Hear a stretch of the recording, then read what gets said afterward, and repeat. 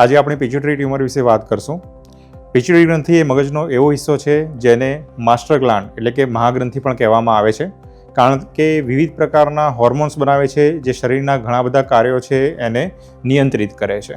પિટ્યુટરીમાં થતા મોટાભાગના ટ્યુમર્સ એ non cancerous વેરાયટીના હોય છે. હવે આ ટ્યુમર્સ પૈકી જે ફંક્શનલ ટ્યુમર્સ હોય છે તે પોતે જાતે અંતઃસ્રાવ પેદા કરતા હોય છે.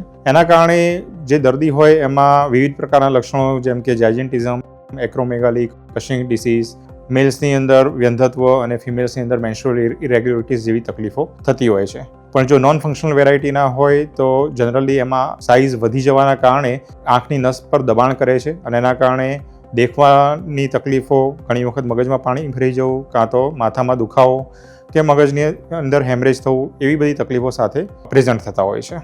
જો ટ્યુમર્સ એ પ્રોલેક્ટિનોમા હોય કે જે મોસ્ટ કોમન પિટ્યુટરી ટ્યુમર્સ છે તો એમને દવાથી કંટ્રોલમાં લાવી શકાય છે અને ઘણા બધા ટ્યુમર્સની અંદર ઓપરેશન અવોઇડ કરી શકાય છે. પણ બાકીના બધા જ ફંક્શનલ ટ્યુમર અને નોન ફંક્શનલ ટ્યુમર, ખાસ કરીને જે સાઇઝમાં મોટા હોય એમાં ઓપરેશન કરવું જરૂરી બને છે. આ પ્રકારના ઓપરેશન હવે રિલેટિવલી ખાસા સેફ છે.